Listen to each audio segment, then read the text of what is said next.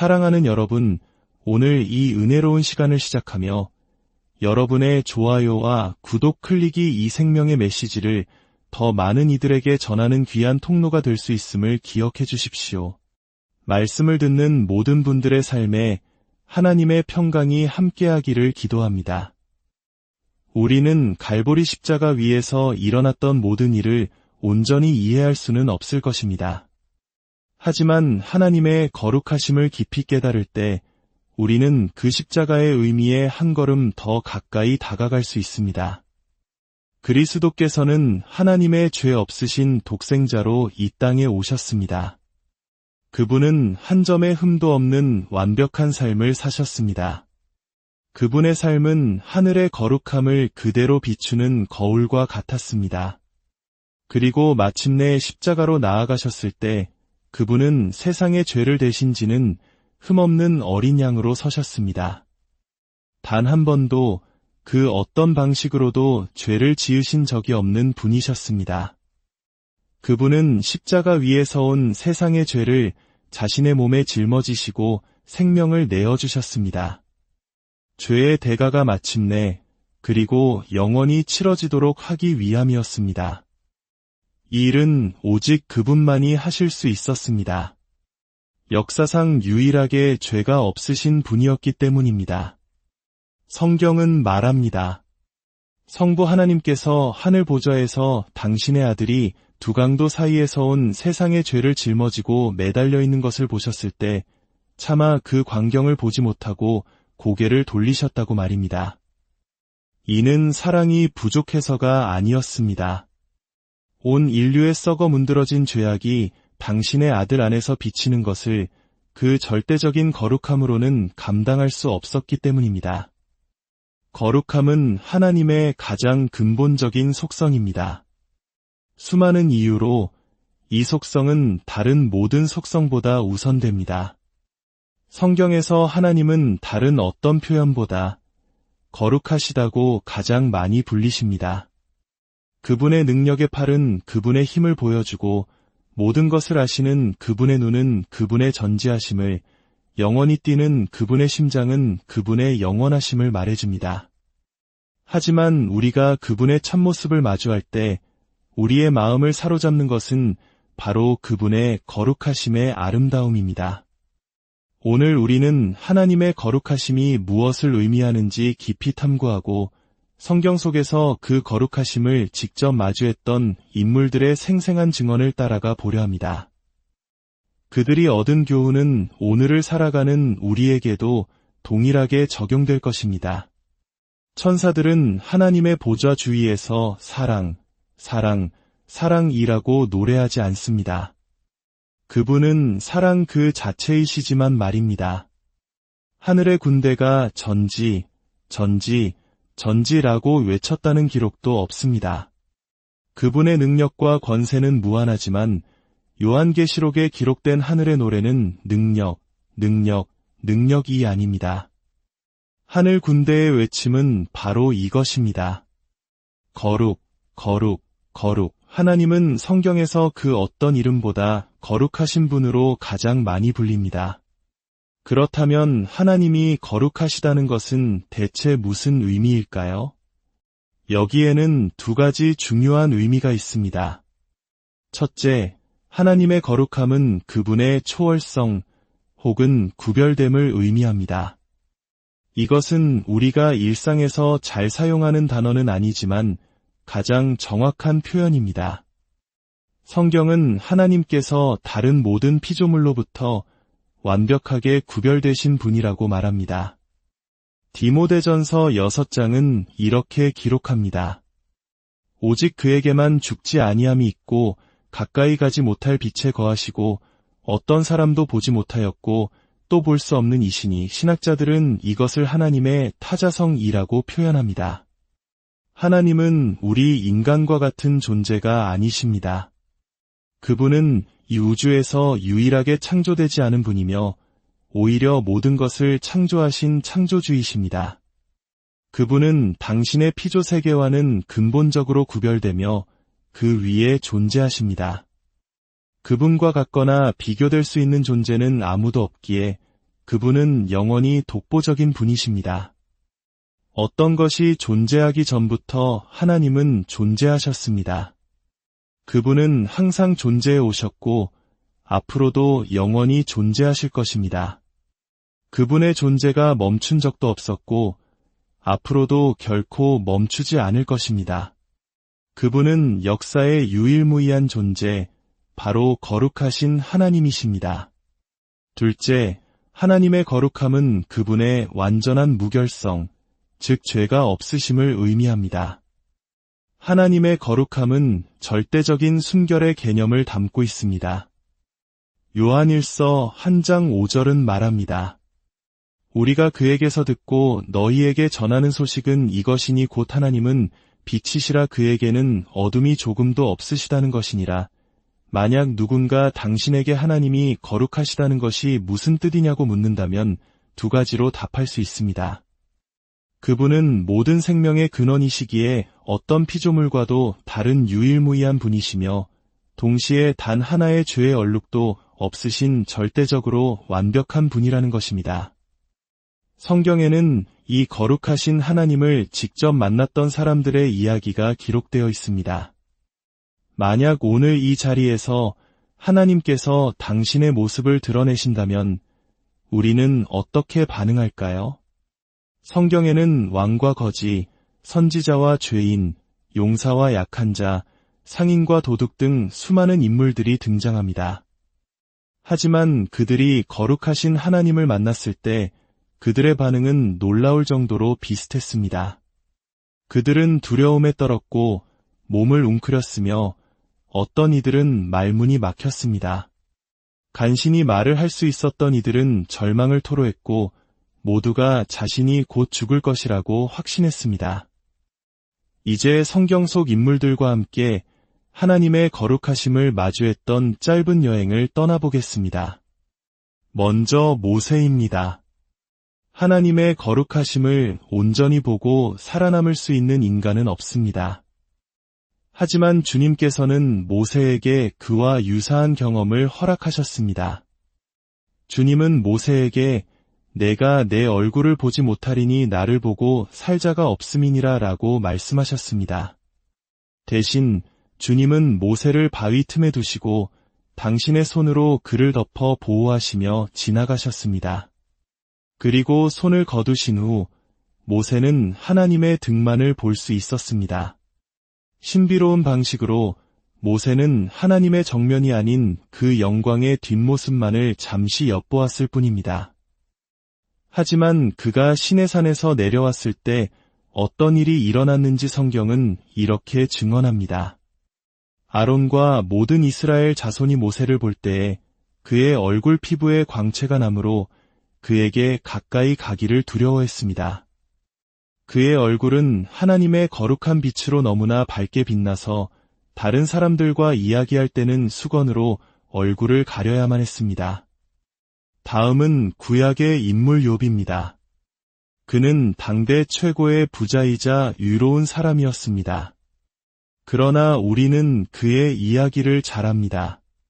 며칠 만에 그는 모든 재산과 건강, 그리고 자녀들까지 사탄의 공격으로 잃게 됩니다. 혹시 힘든 하루를 보내고 계시다면 욥기를 읽어보십시오.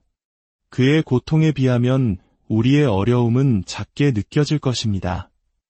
욥기 38장에서 마침내 하나님께서 욥에게 나타나 당신을 드러내십니다.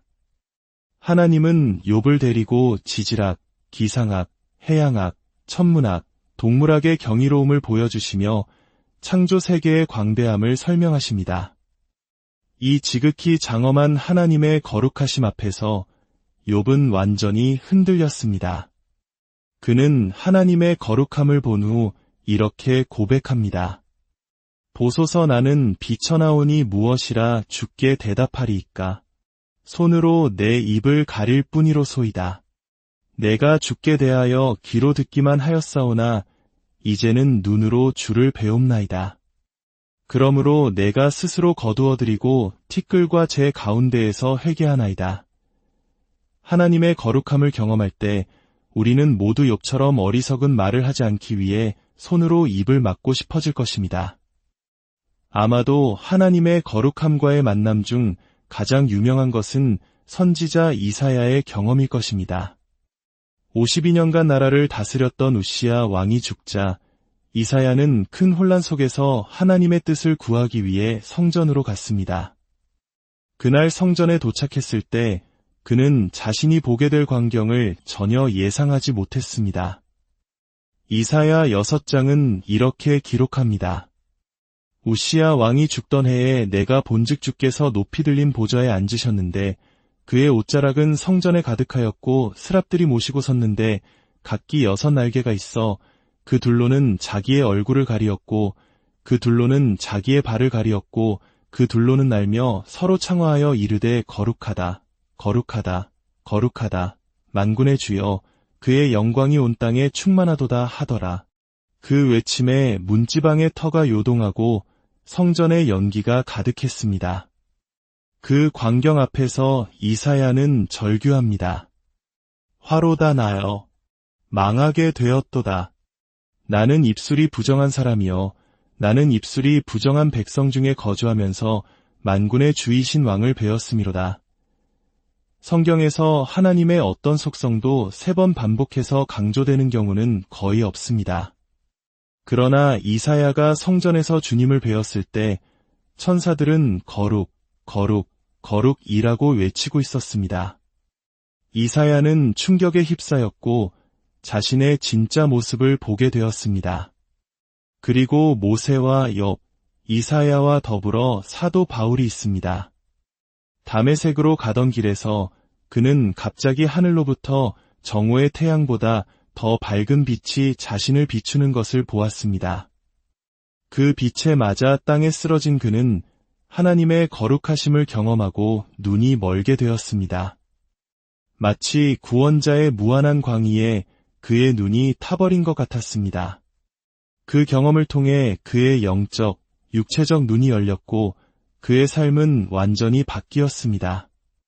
사울은 사도 바울이 되었습니다. 마지막으로 사도 요한이 있습니다. 요한계시록 1장을 읽어보면 요한이 하늘을 보았을 때 보좌에 앉으신 주님의 모습을 묘사합니다.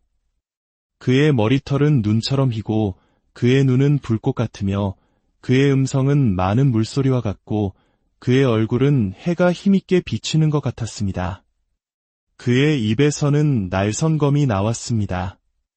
요한은 고백합니다.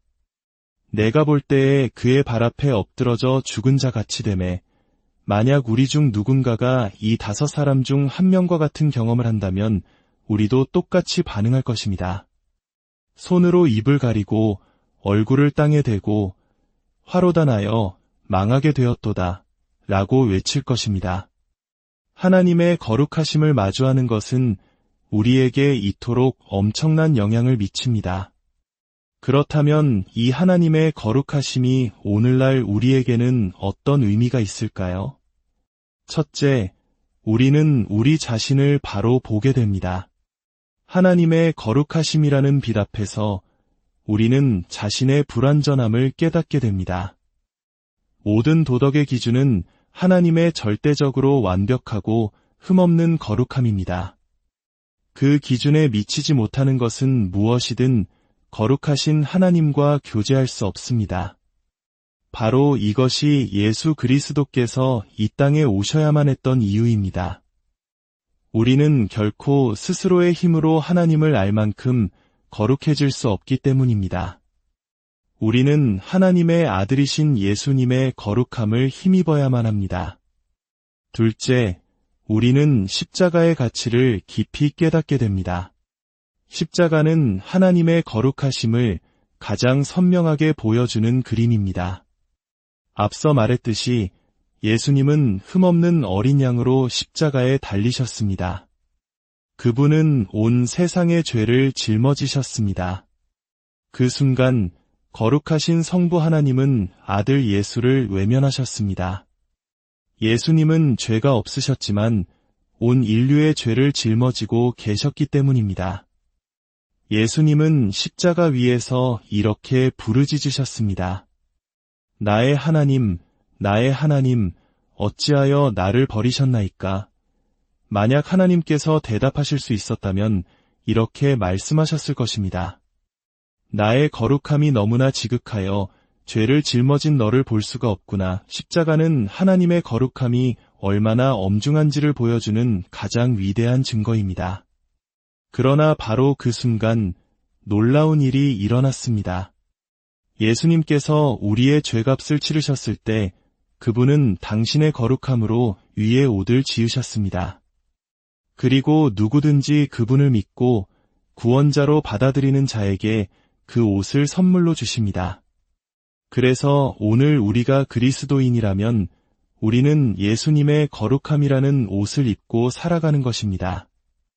성부 하나님께서 우리를 보실 때 죄 많은 우리 자신을 보시는 것이 아니라 우리가 입고 있는 그 옷, 즉 우리의 죄값을 치르신 복된 구원자의 거룩함을 보시는 것입니다. 셋째, 우리는 진정한 경배를 드리게 됩니다. 성경에 기록된 최초의 찬송가는 모세의 노래입니다. 주여, 신들 중에 주와 같은 자가 누구니이까? 주와 같이 거룩함으로 영광스러우며 찬송할 만한 이엄이 있으며 기이한 일을 행하는 자가 누구니이까? 성경에 따르면 하나님의 거룩함은 아름답습니다. 우리는 그 거룩함의 아름다움 안에서 하나님을 예배하도록 부름받았습니다. 예배는 무대 위에 있는 사람이나 찬양대, 오케스트라를 위한 것이 아닙니다. 예배는 오직 전능하신 하나님을 향한 우리의 반응입니다. 마지막으로 우리는 삶 속에서 거룩함을 실천하게 됩니다. 우리가 거룩하게 되는 것이 하나님의 뜻입니다. 성경은 하나님께서 우리를 바로 그 이유 때문에 창조하시고 부르셨다고 말합니다. 곧 창세전에 그리스도 안에서 우리를 택하사 우리로 사랑 안에서 그 앞에 거룩하고 흠이 없게 하시려고 또한 우리에게 거룩하라고 명령하십니다. 기록되었으되 내가 거룩하니 너희도 거룩할지어다 하셨느니라. 물론 우리는 하나님처럼 완벽하게 거룩해질 수는 없습니다. 하지만 그렇다고 해서 우리 삶에서 거룩함을 키워나가는 것을 포기해서는 안 됩니다. 솔직히 말해 이것은 우리 모두에게 두려운 일입니다. 우리 대부분은 스스로가 그다지 거룩하다고 느끼지 못하기 때문입니다. 하지만 이것 하나는 분명합니다. 우리 모두의 삶에는 항상 선택의 순간이 있습니다. 좋은 선택과 나쁜 선택이 매일 우리 앞에 놓여 있습니다. 우리는 옳은 길, 즉 거룩한 길을 갈 것인지 아니면 나에게 더 편하고 실용적인 다른 길을 갈 것인지 결정해야 합니다. 그리고 우리가 하는 모든 선택은 그에 따른 열매를 맺는다는 사실을 잊지 말아야 합니다. 거룩한 선택은 거룩한 열매를 맺고 우리를 다음에 거룩한 선택으로 이끌어줍니다. 성경이 우리에게 거룩하라고 말할 때 우리는 무엇을 할 수 있을까요? 매일 아침 기도할 수 있습니다. 하나님 아버지, 오늘 제 앞에 놓인 선택의 순간들 속에서 부디 거룩한 길을 택하게 하소서. 세상의 논리와 실용주의에 휩쓸리지 않고 옳은 길을 걷게 하소서. 이 모든 이야기의 가장 빛나는 결론은 바로 소망입니다. 언젠가 우리 모두가 하나님처럼 온전히 거룩하게 될 날을 고대할 수 있다는 것입니다. 요한일서는 이렇게 말합니다. 보라, 아버지께서 어떠한 사랑을 우리에게 베푸사 하나님의 자녀라 일컬음을 받게 하셨는가. 사랑하는 자들아, 우리가 지금은 하나님의 자녀라 장래에 어떻게 될지는 아직 나타나지 아니하였으나 그가 나타나시면 우리가 그와 같을 줄을 아는 것은 그의 참모습 그대로 볼 것이기 때문이니 언젠가 우리 그리스도인들은 하나님처럼 거룩하게 될 것입니다. 요한계시록은 다시 한번 하늘의 찬양을 반복합니다. 거룩하다 거룩하다 거룩하다 주 하나님 곧 전능하신 이여 전에도 계셨고 이제도 계시고 장차 오실 이시라. 오늘 당신의 마음을 가로막고 있는 것이 무엇입니까? 하나님은 당신을 사랑하시며 당신이 천국에 오기를 원하십니다. 그분은 당신을 위해 모든 것을 이루셨습니다. 이제 당신의 결정만이 남았습니다. 만약 아직 예수 그리스도를 당신의 구주로 영접하지 않았다면 오늘 그분께 당신의 삶을 맡기십시오. 그분께서 당신에게 거룩함이라는 가장 귀한 선물을 주실 것입니다. 오늘 말씀을 들으며 마음의 움직임이 있었던 모든 분들, 그리고 이미 주님 안에서 거룩함의 여정을 걷고 계신 모든 분들에게 우리를 거룩하게 하시는 하나님의 은혜와 평강이 당신의 삶과 가정과 일터 위에 충만하기를 간절히 기도합니다.